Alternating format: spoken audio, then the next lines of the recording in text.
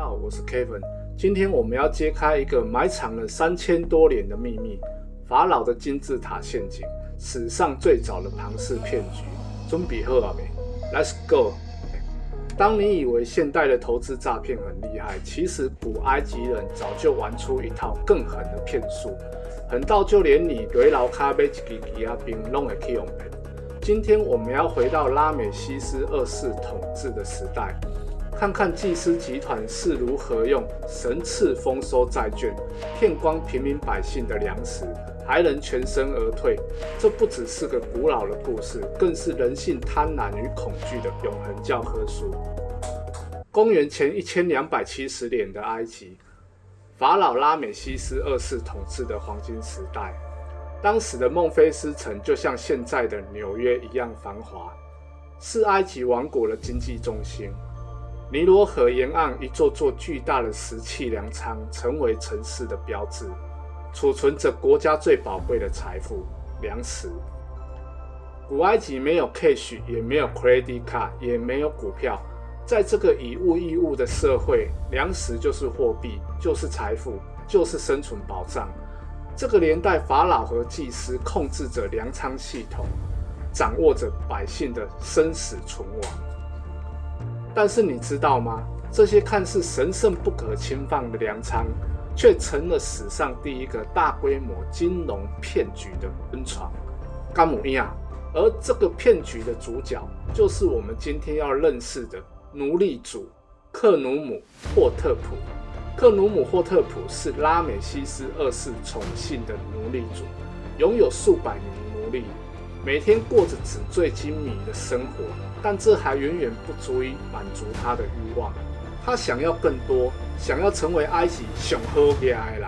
这天，克努姆霍特普站在阿蒙神庙前，他身边的大祭司手持一卷神秘的沙草纸，上面写着阿蒙神的旨意：未来3年，尼罗河将迎来空前的丰收，但第4年将有大饥荒。克努姆霍特普低声地对大祭司说：“这类消息打归根归扭。”甘姆亚大祭司轻声的回忆：“若此计成功，我只要3成。”就这样，古埃及史上最大的骗局开始了。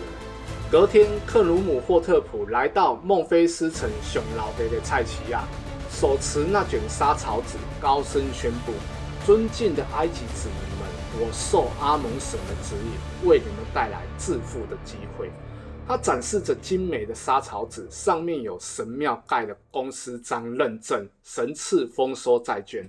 只要现在投入1袋粮食，1年后就能获得 1.3 袋粮食的回报。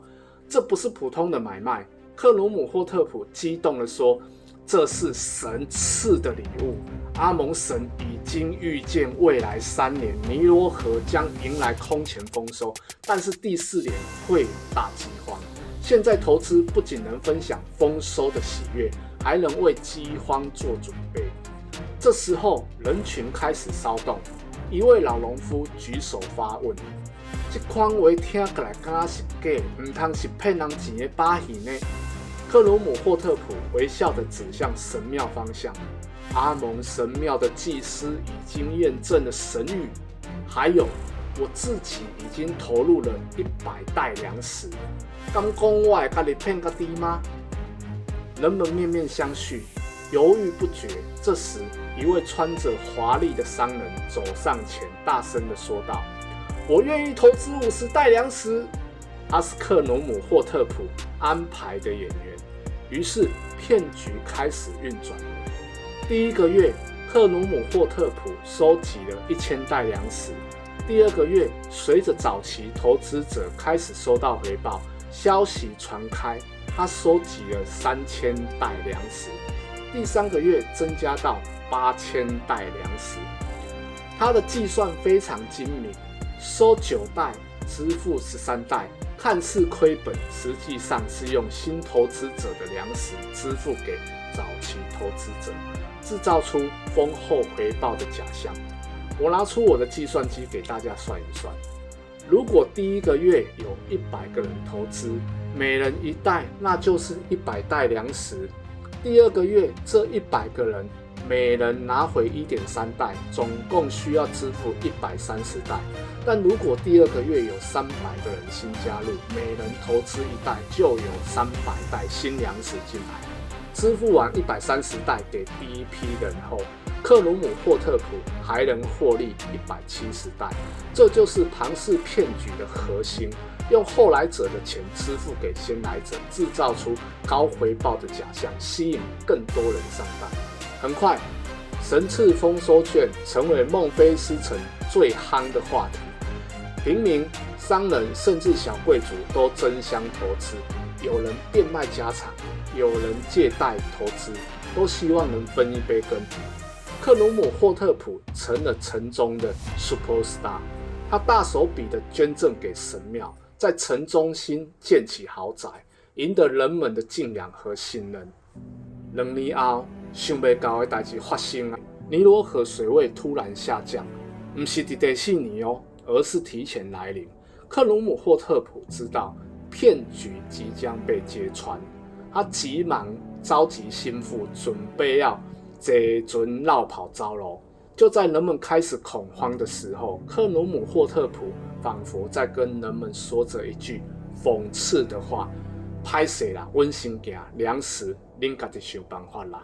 当人们第2天拿着神赐丰收券来到他的府邸讨要粮食的时候，只看到空荡荡的院子和一封留言。留言写着：阿蒙神改变了旨意，饥荒提前到来，这是对不虔诚者的惩罚。这些愤怒的人如同当年太阳花闯入空无一人的粮仓，发现所有的粮食都不见了。有人开始向神庙要说法，却发现参与此事的祭司们也神秘失踪。克鲁姆霍特普的神赐丰收债券骗局与现代著名的麦道夫骗局有惊人的雷同之处。伯纳德·麦道夫也是用新投资者的钱支付给旧投资者，制造出虚假的高回报，最终诈骗了650亿美元，成为史上最大的庞氏骗局。这2个相隔3000几年的骗局告诉我们什么？人性根本没有变，贪婪、恐惧、从众心理，这些都是诈骗者最爱利用的弱点。让我们一起分析这个骗局的成功要素。首先，利用权威背书，克鲁姆霍特普借用神庙和神谕的权威，还有盖公司章，就像现代骗子利用名人代言或假冒政府机构一样。其次，制造稀缺性，3年丰收、第4年饥荒的预言创造了时间压力，让人感到现在我若没投资，我一世人都没完了我自己。第三，显示真实的回报，早期投资者确实获得了回报，成为最好的活广告。最后，利用社交传播，当人们看到邻居、朋友因投资而致富，从众心理就会驱使他人嘛想要插一脚给吧。为什么即使到了现代，我们依然容易被骗？这就要谈到人性中的3大刚需。第一，生存焦虑。无论古今，人们都害怕失去财产、失去安全感、失去社会地位。克鲁姆霍特普正是利用了人们对未来饥荒的恐惧，推销他的保障。第二，资讯落差。99% 的观众自认我不可能去用骗，却又渴望了解骗术。为什么？因为我们潜意识知道，知识就是力量，了解骗局可以保护自己。第三，黑暗好奇心。人类天生对犯罪心理学有着难以抗拒的好奇，就像电影《千万别抬头》中，即使知道彗星会撞地球，你还是给他逃给看。了解骗子的思维，让我们既恐惧又着迷。每当我研究这些古老骗局，我都会想，如果当时埃及人懂得基本财务知识，如果他们质疑那个神谕，如果他们了解高回报必有高风险的道理，结果会不会不同呢？你们说呢？法老的金字塔陷阱告诉我，诈骗的本质从古到今都没有变。